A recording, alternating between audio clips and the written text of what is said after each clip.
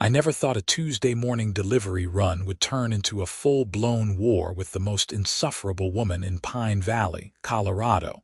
But here we are. My name is Zimmerman, and I run a small propane delivery service in this mountain town about 40 miles west of Denver. The business had been in my family for 3 generations, and I took pride in keeping our customers warm through Colorado's brutal winters.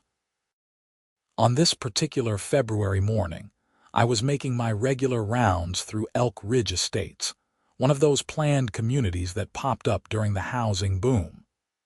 The place had strict rules about everything from mailbox colors to the exact shade of beige you could paint your shutters. I should have known trouble was brewing the moment I turned onto Mountain View Circle. The delivery van was loaded with 600-gallon tanks, and my first stop was the Henderson place at number 42. I pulled up to their driveway at exactly 8:30 in the morning, right on schedule. The Hendersons were good people, an elderly couple who always had hot coffee waiting when I made winter deliveries.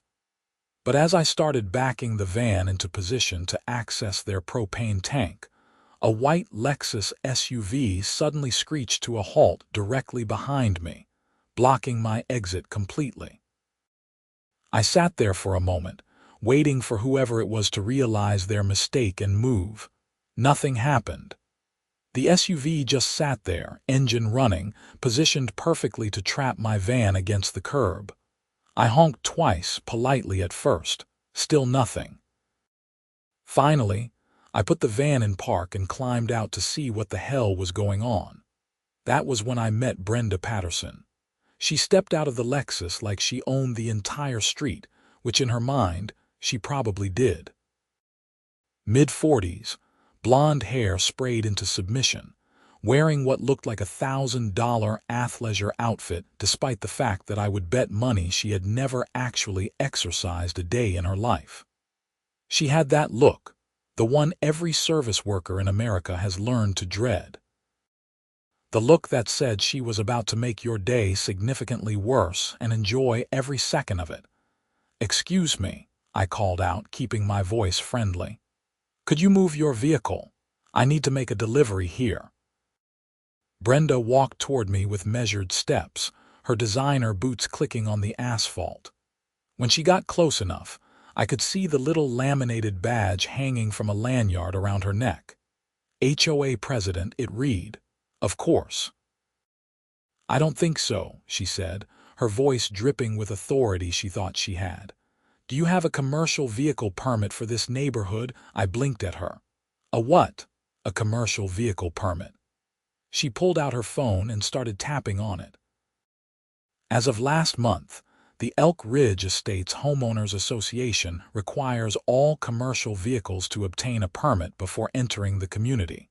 It is clearly stated in Section 12, subsection 4 of our updated bylaws. I had been delivering propane to this neighborhood for 8 years. This was the first I was hearing about any permit.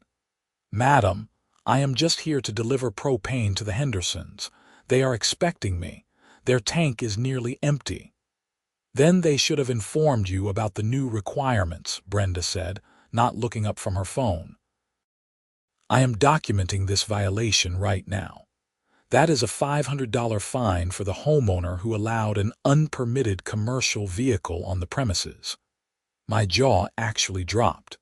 "You are going to fine the Hendersons because I am delivering the propane they need to heat their home." "Rules are rules, mister." She looked at me expectantly. "Zimmerman, Aaron Zimmerman, and these rules are insane." "That is your opinion," she said, finally looking up from her phone. The HOA board voted unanimously to implement these regulations to maintain property values and community standards. Now, unless you have the proper permit, I am going to have to ask you to leave immediately. Behind me, I heard a door open. Mr. Henderson shuffled out onto his porch, using his cane for support. He was 83 years old and recovering from hip surgery. "Aaron, is everything all right?" Brenda, Why is your car blocking him? Dave, did you inform this man about the commercial vehicle permit requirements? Brenda called out, her voice taking on a sickeningly sweet tone. What permit? Nobody said anything about a permit. Mr. Henderson looked confused and worried. We need that propane, Brenda. The tank is down to 20%. Margaret gets so cold these days. Then you should have attended the HOA meeting last month where we discussed these changes, Brenda said. I am afraid I will have to issue you a citation for this violation. I felt my blood pressure rising. This is ridiculous.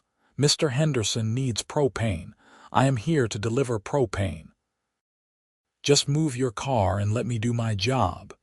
Not without a permit. Brenda crossed her arms. And since the permit office does not open until Monday, I suppose your customers will have to wait.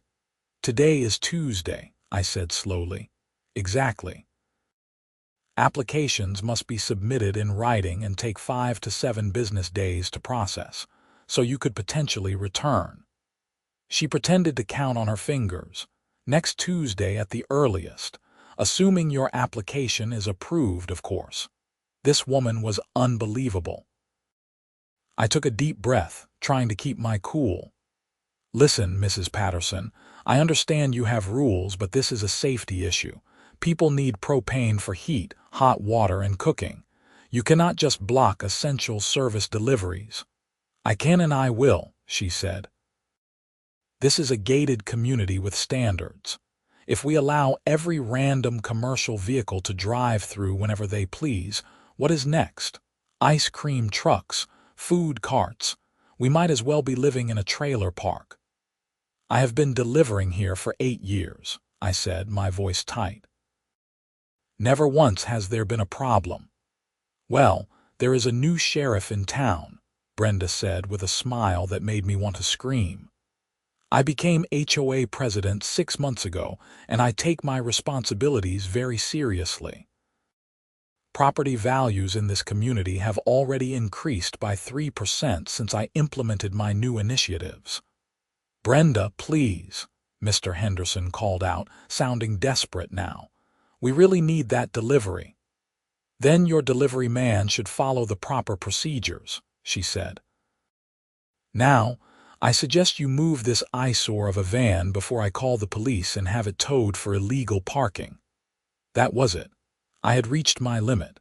I pulled out my phone and took several pictures of her Lexus blocking my van. Actually, you are the one illegally parked.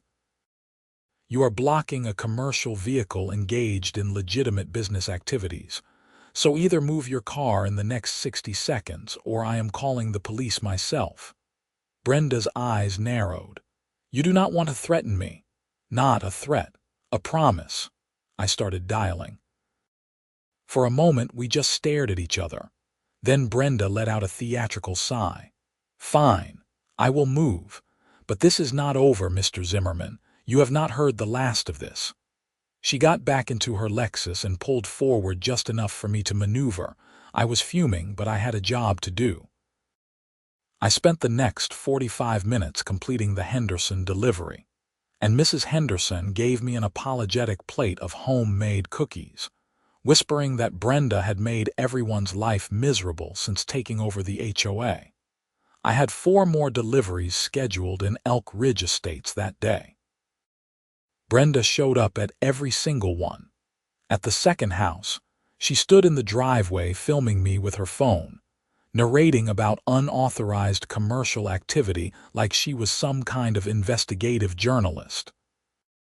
At the third house, she actually called the police, though the officer who showed up was Dave Martinez, a guy I went to high school with. He took one look at the situation, told Brenda I had every right to make deliveries, and left. She spent 20 minutes afterward lecturing me about how she had connections with the chief of police, and I had better watch myself. By the fourth house, I was developing a headache.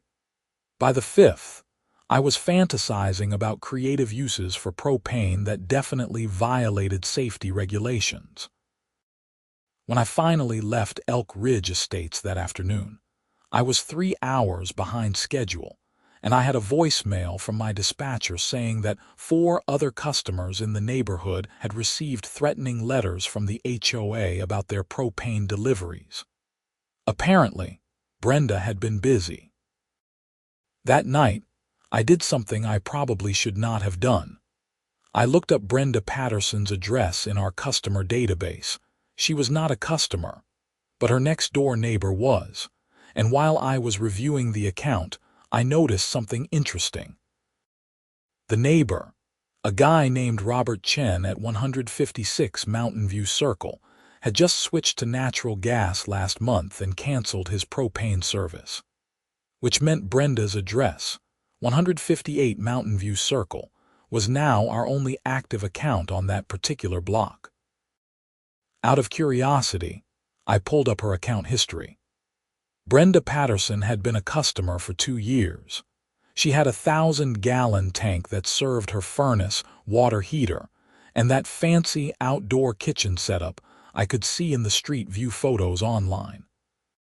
According to our records, she was on automatic delivery, which meant we monitored her usage and scheduled refills before she ran low. Her last delivery had been in early January. Based on average consumption for a house that size in winter, she was probably sitting at around 30% capacity right now. Maybe less if she was running that outdoor heater setup. She was due for a refill within the next 2 weeks. I sat there staring at the computer screen for a long time. What Brenda was doing was not just annoying, it was potentially dangerous. People needed propane, especially the elderly and families with young children. Disrupting essential services because of some power trip HOA nonsense could leave people without heat in the middle of a Colorado winter. Mr. Henderson could have frozen. Mrs. Henderson, with her poor circulation, could have gotten seriously ill, and Brenda did not care. She cared about control, about wielding her little bit of authority like a tyrant's scepter. I checked the weather forecast before I went to bed. A major storm system was moving in from the Pacific Northwest, expected to hit Colorado in about 10 days. They were predicting heavy snow, possibly 1 to 2 feet in the mountains, with temperatures dropping below zero. The kind of storm that made you want to stay inside with the heat cranked up. The kind of storm where you really did not want to run out of propane. I made a decision that night. Was it petty? Absolutely. Was it probably unethical? Definitely. Did Brenda Patterson deserve it? Without a single doubt in my mind. The next morning I arrived at the office early. I pulled up Brenda's account and removed her from the automatic delivery schedule. Then, I added a note to her file. Customer requested manual scheduling only. Do not deliver without explicit authorization from customer. I dated the note back 3 weeks to make it look like a routine request. If Brenda wanted to play games with other people's propane deliveries, she could see what it felt like when the game came to her door. The following week passed normally enough. I made my rounds, dealt with the usual winter rush, and tried to avoid Elk Ridge Estates when possible. Brenda sent a formal complaint letter to my business, demanding that I apply for her ridiculous commercial vehicle permit and threatening legal action if I continued making unauthorized intrusions into her community. My lawyer, a guy named Pete who handled our business matters, read it and laughed. He sent back a polite response explaining that we had every legal right to make deliveries and that her permit requirement was likely unenforceable under Colorado law regarding essential services. That only made her angrier. She showed up at our office on Thursday afternoon demanding to speak to the owner. That would be me. My secretary, an older woman named Dorothy who did not take crap from anyone, told Brenda I was out on deliveries. Brenda insisted on waiting. She sat in our small lobby for 4 hours, making loud phone calls to other HOA board members about how unprofessional we were. how she was going to report us to every regulatory agency she could find, and how businesses like ours were exactly what was wrong with America. Dorothy finally told her we were closing and she needed to leave. Brenda made a show of stomping out, declaring that we had not heard the last of this. "That woman is a piece of work," Dorothy said after she left. "You know she is a customer, right?" I recognized the address when she filled out the complaint form. "I know," I said. "Her account shows she is due for a delivery soon. Want me to schedule it?" I pretended to think about it. "You know what? She seems really upset with our service. Maybe we should wait for her to call and request it specifically. I would hate to intrude on her property without explicit permission." Dorothy raised an eyebrow but did not comment. She had worked for my father for 20 years before I took over. She knew when to ask questions and when to stay quiet. The storm forecast got more serious as the week progressed. What had been predicted as a moderate snowfall was now looking like a major winter event.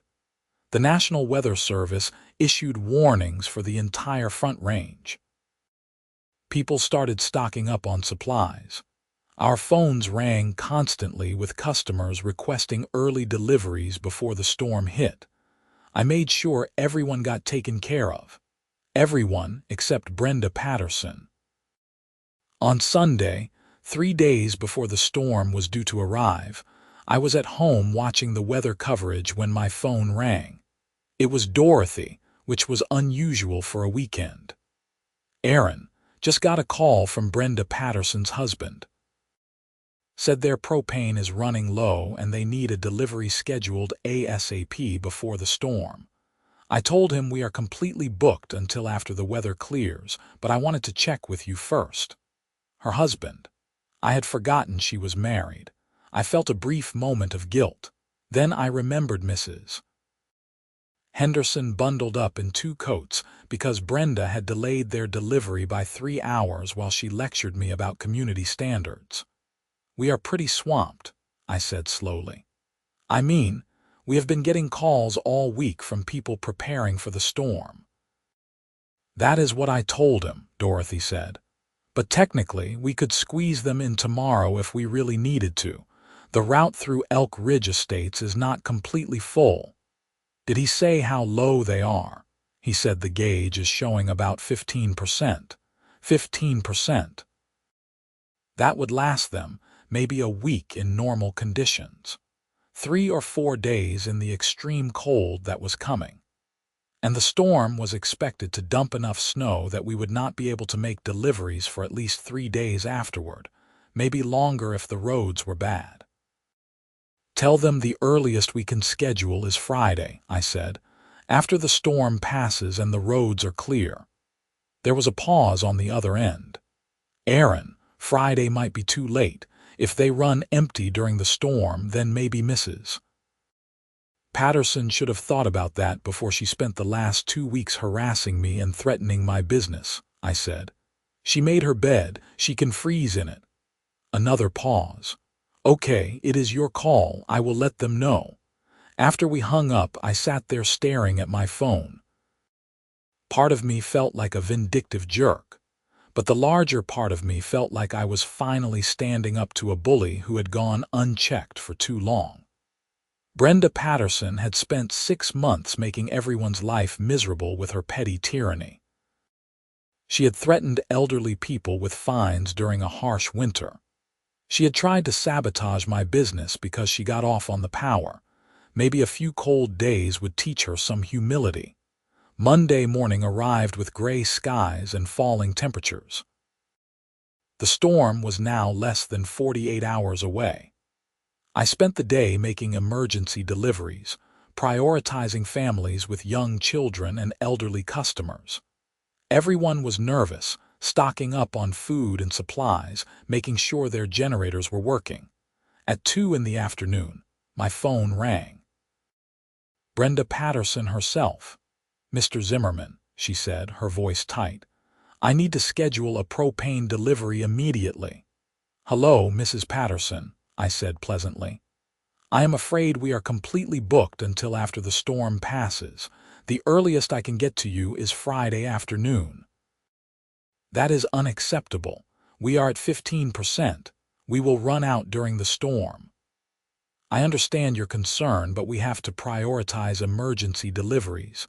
We have customers with newborn babies, people on medical equipment, elderly folks who—" "I am a paying customer," she interrupted. "You cannot just refuse to serve me." "I am not refusing anything," I said calmly. "I am simply explaining that we are at capacity. There are only so many deliveries we can make before the storm hits, and unfortunately, you are not at the top of the list. This is because of last week, is not it?" Her voice was rising now. "You are retaliating because I tried to enforce reasonable community standards. Mrs. Patterson, I have no idea what you are talking about. We are simply dealing with an unprecedented demand for pre-storm deliveries. I am sorry we cannot accommodate your timeline, but that is the situation. I will report you to every regulatory agency in the state," she hissed. "This is discrimination. This is a private business making scheduling decisions based on emergency priorities," I said, keeping my voice level. "If you would like to file a formal complaint, you are welcome to do so, but it would not change your delivery date. Now, if you will excuse me, I have a lot of work to do before this storm hits. Stay warm, Mrs. Patterson." I hung up before she could respond. Dorothy looked at me from her desk. "You are really doing this?" "I really am," I said. She shook her head but did not argue. Tuesday morning brought the first signs of the approaching storm. The wind picked up, and the temperature dropped 15 degrees in 3 hours. The Weather Service upgraded their warnings. This was going to be a monster, the kind of storm people would talk about for years. I was out making deliveries when Brenda called again. Then her husband called. Then she called again. I let them all go to voicemail. Each message was increasingly desperate, increasingly angry. At one point, Brenda threatened to sue me for every penny I had. In the next call, her husband offered to pay double the normal rate. In the final call, Brenda actually seemed to be crying, though it was hard to tell if they were real tears or calculated ones. By Tuesday evening, I had delivered to every priority customer on my list. Everyone was set for the storm. My drivers and I called it a day around 6, with the first snowflakes just starting to fall. I went home, cracked open a beer, and tried not to think about what I had done. The storm hit that night around 10. The snow came down in thick, heavy sheets, the kind of snow that piled up fast and showed no mercy. By Wednesday morning, there were already 8 inches on the ground, and it was still coming down hard. The roads were impassable. The whole town basically shut down. I stayed inside like everyone else, watching the snow pile up, listening to the wind howl. My house was warm and comfortable. I had plenty of food. My propane tank was full. I wondered how cold it was getting at 158 Mountain View Circle. Around noon on Wednesday, my phone rang. Unknown number. I almost did not answer, but something made me pick up. Aaron Zimmerman. A man's voice, unfamiliar, speaking. "This is Gerald Patterson, Brenda's husband. Please, I am begging you. Our propane ran out 2 hours ago. The house is already down to 55 degrees. We have nowhere to go in this storm. All the hotels are full because of people who evacuated from the mountains. Can you please make an exception? I will pay anything. Please." His voice cracked on that last word. He sounded genuinely desperate. I felt my resolve waver. This was not about him. He had not done anything to me. But then I thought about Mr. Henderson, about how Brenda had been willing to let an elderly man and his sick wife go without heat because of her petty power games. I thought about all the other residents she had terrorized with her ridiculous rules and arbitrary enforcement. "I am sorry, Mr. Patterson," I said. "But even if I wanted to help, I cannot get my truck through this storm. The roads are completely snowed in. Nobody is going anywhere until this passes. You are lying, he said quietly. You could make it if you wanted to, you just do not want to. I did not respond. My wife is difficult sometimes, he continued. I know that, but she does not deserve to freeze. Nobody deserves that, please. I am asking you person to person. Help us. The earliest I can get there is Friday afternoon, I said. I am sorry. He hung up without another word. I sat there for a long time staring at my phone. Dorothy's words echoed in my head. If they run empty during the storm, but I had not made them run empty. Brenda had done that to herself by being such a nightmare that I had stopped prioritizing her deliveries. Actions had consequences. She had spent months making other people suffer for her ego. Now she got to experience a little suffering herself. That is what I told myself anyway. The storm raged all day Wednesday and into Thursday morning. By the time it finally stopped Thursday afternoon, there were 22 inches of snow on the ground. The temperature had dropped to 6 degrees below zero. It was the kind of cold that hurt your lungs when you breathed. The city crews started clearing main roads Thursday evening, but residential areas would not be plowed until Friday at the earliest. I spent Thursday preparing trucks, checking equipment, getting ready to make emergency deliveries as soon as the roads were passable. Friday morning dawned brutally cold but clear. The sun glinted off the snow, nearly blinding. I headed out early with one of my drivers, a guy named Marcus who had been with the company for 5 years. We hit the priority list first, people who had run low during the storm, a few folks whose tanks had frozen lines that needed attention. Around 2 in the afternoon, I finally made my way to Elk Ridge Estates. The neighborhood was a winter wonderland, all pristine white snow and icicle-draped houses, very picturesque, very cold. I pulled up to 158 Mountain View Circle just after 2:30. The house was a 2-story contemporary with lots of windows and expensive landscaping buried under snow. I could see lights on inside, which meant they still had electricity at least. I climbed out of the truck, my breath fogging in the frigid air, and walked up to the front door. Gerald Patterson answered on the first knock. He was a thin man in his early 50s, wearing multiple layers of clothing and a winter coat. Inside the house behind him, I could see his breath. "You are here," he said flatly. "I am here," I confirmed. "Where is your tank?" He pointed around the side of the house without another word. I trudged through the snow to reach the propane tank. It was completely empty, the gauge reading 0. The poor bastards had been without heat for over 3 days now. I got to work. It took about 45 minutes to fill the tank, check the lines, and make sure everything was functioning properly.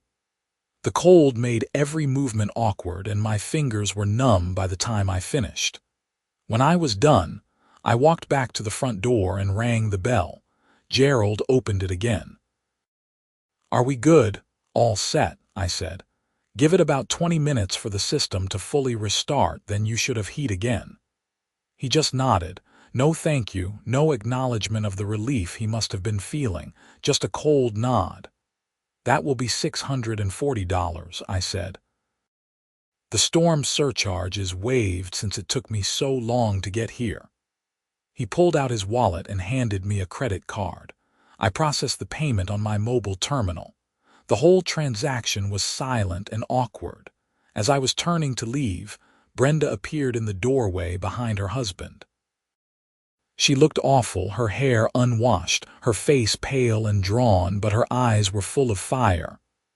"I hope you are proud of yourself," she said. I stopped and looked at her. "Excuse me. You did this on purpose. You knew we were going to run out. You knew there was a storm coming. And you deliberately refused to deliver to us." "I told you we were booked," I said evenly. I cannot help that the demand exceeded our capacity. Liar. She pushed past her husband and stepped out onto the porch, not seeming to notice or care about the cold. You know exactly what you did. This was revenge because I dared to enforce community standards. You left us to freeze out of pure spite. Brenda, get back inside, Gerald said quietly. She ignored him. I could have died. We both could have died. Do you understand that? 3 days in a house with no heat in sub-zero temperatures. We slept in our bed, wearing every piece of clothing we owned. We burned newspapers in the fireplace for warmth. All because you are a petty, vindictive little man who could not handle being told to follow the rules. Something inside me snapped. You know what, Mrs. Patterson? You are absolutely right. I did this on purpose. I stepped closer, looking her right in the eye. I removed you from our automatic delivery schedule. I put you at the bottom of our priority list. I ignored your calls and made you wait until after the storm. And I do not feel the slightest bit bad about it. Her mouth fell open, clearly not expecting me to admit it. You spent 2 weeks harassing me and threatening my business because you get off on pushing people around, I continued, my voice rising. You tried to fine an elderly couple for getting a necessary delivery. You called the cops on me for doing my job. You sent threatening letters to my other customers. You are a bully, Mrs. Patterson. A petty tyrant who makes everyone around her miserable because you have nothing better to do with your pathetic life than lord your tiny bit of power over people who cannot fight back. I will sue you, she hissed. I will take everything you have. Go ahead and try, I said. Sue me for prioritizing other customers during an emergency. Sue me for running a business how I see fit. Take me to court and explain to a judge why you think you deserve special treatment after spending weeks trying to sabotage my company. I would love to see how that works out for you. You left us without heat, Gerald said, his voice shaking now. In a blizzard. That is criminal. No, what is criminal is trying to prevent people from receiving essential services because of made-up HOA rules, I shot back. You want to know something? Every single one of my customers in this neighborhood got their deliveries on time except you. Families with babies, elderly people, everyone. They all got taken care of. The only house that ran out was yours, and that is because your wife spent so much time making enemies that when it came time to prioritize, you ended up at the bottom of the list. Get off my property, Brenda said, her voice trembling with rage. Happily. I turned and started walking back to my truck. This is not over, she screamed after me. I will make sure everyone knows what you did. I will destroy your business. Do you hear me? I will destroy you. I climbed into my truck, started the engine, and drove away without looking back. My hands were shaking on the steering wheel. Whether from cold or adrenaline, I was not sure. What I was sure of was that I had just made a serious mistake. Admitting that I had deliberately deprioritized her delivery, saying it to her face like that, it was satisfying in the moment, but it was going to come back to bite me. I called Pete, my lawyer, as soon as I got back to the office. I think I screwed up, I said. What did you do, Aaron? I told him everything. The HOA harassment, my decision to remove Brenda from automatic delivery, the storm, the confrontation, all of it. Pete was quiet for a long moment. Okay, this is not great, but it is not a disaster. Did anyone else hear you admit to this? Her husband was standing right there. Wonderful. All right, here is what you need to know. What you did was legally questionable but probably not actionable. As a private business, you have pretty broad discretion in scheduling deliveries. The fact that you prioritized other customers during an emergency is actually defensible. The problem is that you admitted it was personal retaliation. So I am screwed. Not necessarily. If she sues, We can argue that your scheduling decisions were based on legitimate business factors. Call in your other customers to testify about the HOA harassment. Paint her as the aggressor. It would be messy, but we could probably win. The bigger concern is regulatory complaints. She could try to get your business license suspended, file complaints with consumer protection agencies, that kind of thing. What should I do? For now, nothing. Do not contact her. Do not talk about this with anyone except me.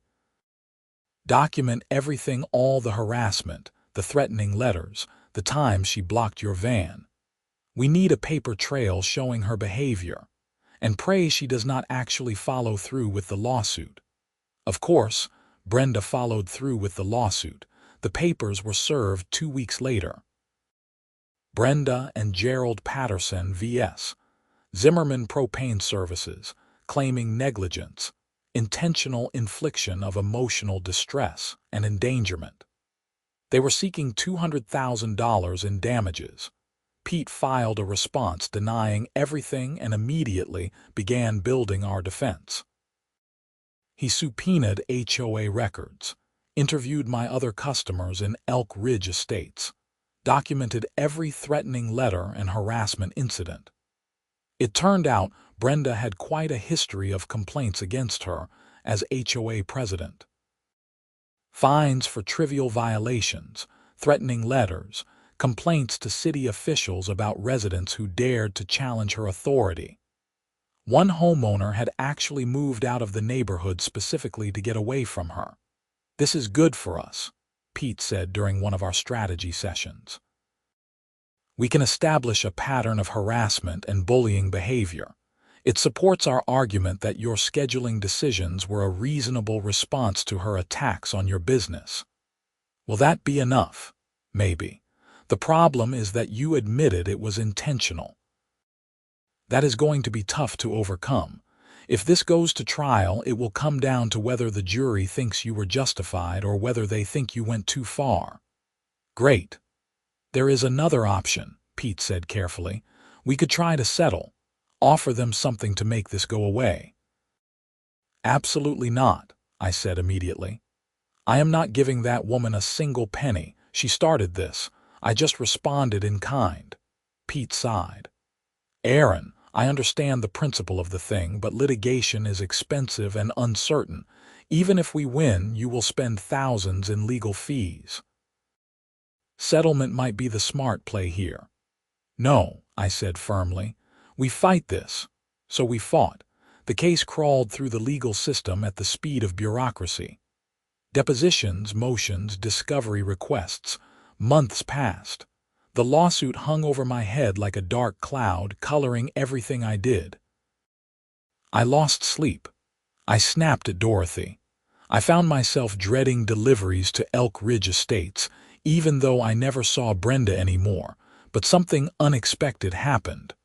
Word got around about what was going on. My customers started hearing about the lawsuit, about Brenda's HOA harassment, about how she had tried to shut down essential service deliveries over petty power games.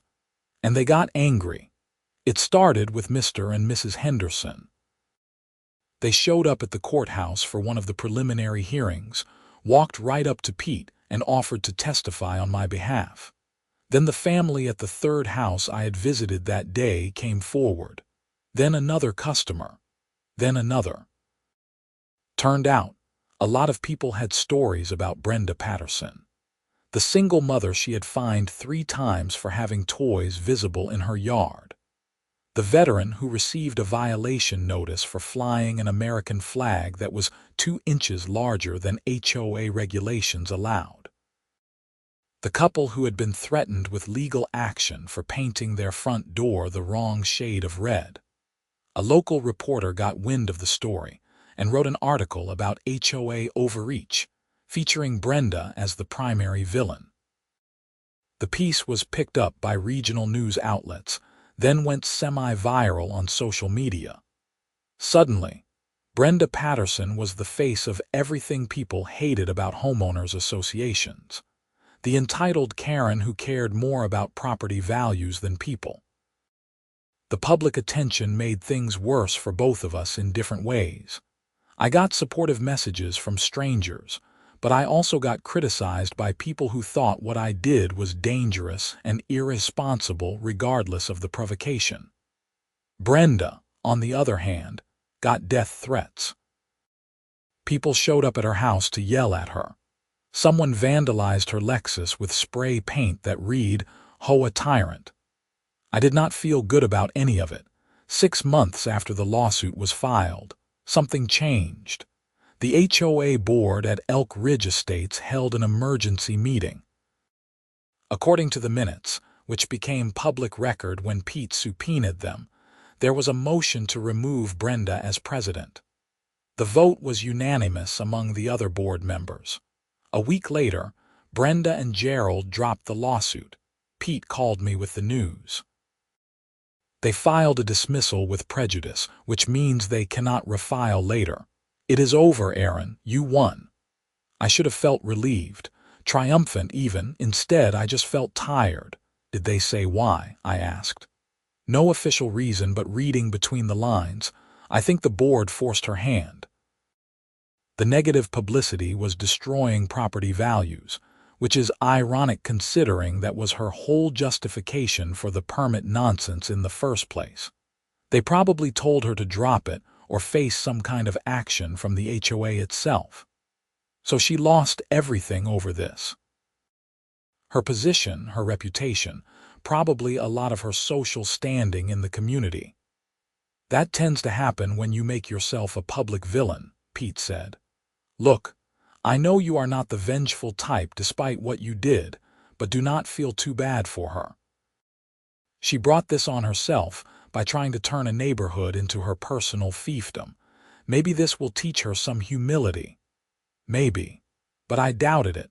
Life slowly returned to normal after the lawsuit ended. I went back to making deliveries, running my business, trying not to think about the whole mess." Elk Ridge Estates got a new HOA president, a reasonable guy named Tom who immediately rescinded the commercial vehicle permit requirement and sent apology letters to all the service companies that had been affected. I still delivered to that neighborhood regularly. Sometimes I drove past Brenda's house. I never saw her outside anymore. According to neighborhood gossip that filtered back to me through customers, she and Gerald kept to themselves now, rarely attending community events or HOA meetings. I tried to feel satisfied with how things turned out, but mostly I just felt hollow. It was September, 7 months after the storm, when something unexpected happened. I was at the office doing paperwork when Dorothy told me someone was there to see me. No appointment, just walked in and asked to speak with me personally. It was Brenda Patterson. He looked older than I remembered, more tired. He stood in my office doorway like he was not sure he should be there. "Mr. Patterson," I said carefully, "what can I do for you?" "I wanted to apologize," he said quietly, "for the lawsuit, for everything. It was wrong." I gestured to the chair across from my desk. He sat down slowly. "Brenda and I have been in marriage counseling," he continued, "working through a lot of things. One of the exercises our therapist has us doing is making amends for harm we have caused. I know I am not the one who harassed you or blocked your van, but I supported Brenda through all of it. I backed her up. I did not push back when she was clearly in the wrong. And then when things went bad, I let her push forward with that lawsuit even though I knew it was motivated by spite." "Why are you telling me this?" I asked. "Because you were right," he said. "About Brenda being a bully, about her making people miserable for no reason. I have known it for years, but it was easier to just go along with it than to confront her. After everything that happened, after she lost the HOA position and became a pariah in the neighborhood, she finally had to look at herself. Really look. And she did not like what she saw." "Is she getting help?" I asked. "Yes. Therapy, medication for anxiety. She has started acknowledging that a lot of her behavior was about control, about trying to manage her own fear and insecurity by controlling everything around her.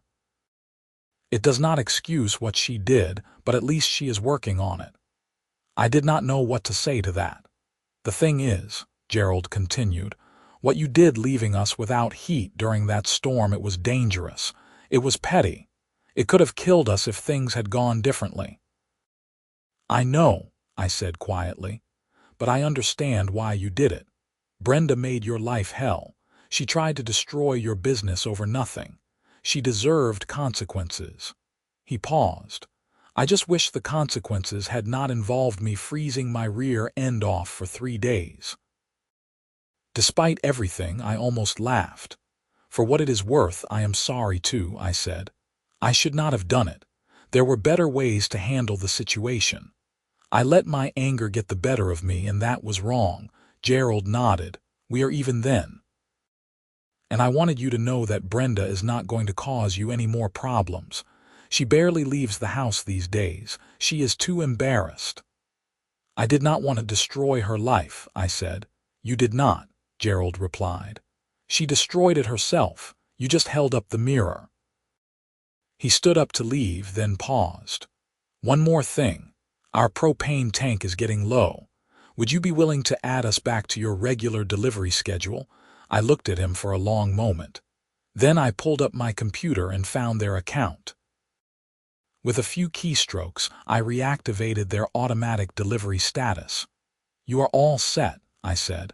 We will monitor your levels and deliver before you run low. Thank you, he said. And Aaron, for what it is worth, you are good at what you do. You take care of people. That storm winter, every single house in our neighborhood stayed warm except ours. I heard the stories. Elderly couples, families with newborns, people on medical equipment. You made sure everyone was okay. That matters. Do not let one mistake overshadow all the good you do. After he left, I sat in my office for a while, thinking about everything that had happened. The harassment, the storm, the lawsuit, all of it. What a stupid, pointless conflict. 2 stubborn people escalating a situation until everyone got hurt. I pulled up Brenda's delivery schedule and made a note in her file. Priority customer. Do not allow to drop below 30% capacity. If there was ever another emergency situation, another winter storm, I wanted to make sure she was taken care of. Not because she deserved special treatment, but because nobody deserved to freeze. I had learned that lesson the hard way. Dorothy appeared in my doorway. Was that who I think it was? Yeah. What did he want? To apologize, and to schedule deliveries again. She raised her eyebrows. And you agreed? I agreed. You are a better person than me, she said. I would have told him to pound sand. Probably should have, I admitted. But I am tired of being angry. Life is too short. The following winter came and went without incident. I made regular deliveries to 158 Mountain View Circle, usually when Brenda was not home. The one time I did see her, she was walking to her car as I was finishing up. We made eye contact for a brief moment. She looked like she wanted to say something, then just nodded slightly and got in her car. It was not quite an apology, but it was acknowledgement. That was enough. Elk Ridge Estates became a normal neighborhood again under Tom's leadership. The ridiculous rules were repealed. The fines stopped. People started actually enjoying living there, instead of walking on eggshells afraid of HOA violations. I heard through the grapevine that Brenda had started volunteering at a local food bank, doing community service to try to repair her reputation. Gerald apparently told people that the whole experience had been a wake-up call for their marriage, that they were in a better place now than they had been in years. I was glad for them. Really, I was. But I also knew that I would carry the weight of what I did for a long time. Every time I made a delivery in winter, every time I saw an elderly couple or a family with young children, I thought about those 3 days when I had let my anger overcome my professional responsibility. I had gotten lucky. The The temperatures had not dropped quite as low as predicted. Brenda and Gerald had found ways to stay warm enough to avoid serious harm, but it could have gone differently. Someone could have gotten hurt or worse because I decided to teach someone a lesson. That was on me. Nobody else. Me. Pete told me I should let it go, that I had been provoked beyond any reasonable limit, and that I had done nothing legally wrong. Dorothy said Brenda had gotten what she deserved. My customers, the ones who knew about what happened, mostly took my side.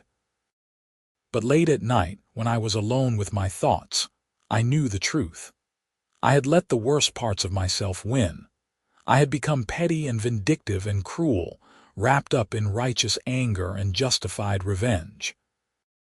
I had crossed a line that I should not have crossed, and the fact that Brenda had crossed it first did not make it right. The experience changed how I ran my business.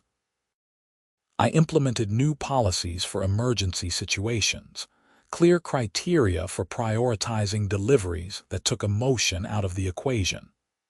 I hired another driver so we would have more capacity during high-demand periods. I started working with the city to develop better communication systems for essential services during winter storms, and I made a personal rule: never let anger drive business decisions. No matter how difficult a customer might be, no matter how much they might deserve consequences, my job was to deliver propane safely and professionally. If someone was genuinely abusive or threatening, I would refuse service through proper channels and document everything. But I would never again weaponize essential services to settle a score. It was now March, more than a year since the storm. I was at the office going through maintenance logs when my phone rang. Unknown number but local area code. I almost let it go to voicemail, then decided to answer. Zimmerman Propane, this is Aaron. Mr. Zimmerman, this is Brenda Patterson. Her voice was quiet, hesitant, nothing like the aggressive, entitled tone I remembered. I sat up straighter. Mrs. Patterson, what can I do for you? I wanted to call and say thank you. Gerald told me he spoke with you last fall, but I never reached out myself. That was cowardly of me. You did not need to call, I said. Yes, I did. She took a breath. I ruined a lot of lives when I was HOA president. I hurt people who did not deserve it, including you. I was so obsessed with control and rules and maintaining standards that I forgot we were talking about people's homes, their lives, their well-being. What I did to you was inexcusable. And what I did to you was dangerous, I said. It was, she agreed. But I understand why you did it. I had spent weeks attacking you, your business, your customers. I was trying to destroy your livelihood over my own ego. You hit back the only way you could think of. It does not make it right, but I get it. We were both quiet for a moment. I am trying to be better, Brenda continued. Trying to be the kind of person who builds people up instead of tearing them down. It is harder than I thought it would be. Turns out, when you have spent your whole life being controlling and critical, learning to be kind takes actual work. I am trying too, I admitted. Trying to be the kind of person who does not let his worst impulses win. Gerald says you have been taking good care of our account, that you bumped us up to priority status. I did not want a repeat of last year, I said simply. Thank you for that. And thank you for not refusing to serve us entirely. You would have been within your rights. Everyone deserves to stay warm, I said. I should have remembered that when it mattered. We both made mistakes, Brenda said. Huge ones. The difference is that you were provoked into yours. I just was being who I was at the time. After we hung up, I sat there thinking about redemption and second chances. About how easy it was to become a villain in your own story when you were not paying attention. About how hard it was to climb back out once you realized what you had become. Brenda Patterson was a nightmare of an HOA president who had terrorized a neighborhood, and tried to destroy my business over nothing. That was true. But she was also a human being who was now trying to do better, to be better. And I had learned that I was capable of being petty and vindictive and dangerous when pushed far enough. That was my truth to live with. Neither of us was the hero in this story, but maybe we did not need to be. Maybe it was enough to acknowledge our mistakes, learn from them, and try to do better going forward. I pulled up Brenda's account one more time and added a final note. Customer has paid in full. No issues. Regular service. Then I closed the file and moved on to the next one. Outside my office window, the snow was finally melting. Spring was coming. Time to leave winter behind and start fresh. That was the thing about living through a storm. Eventually, the sun came out again. You just had to survive long enough to see it. And sometimes, if you were lucky, you came out the other side a little bit wiser about who you wanted to be. Word count: 12,046.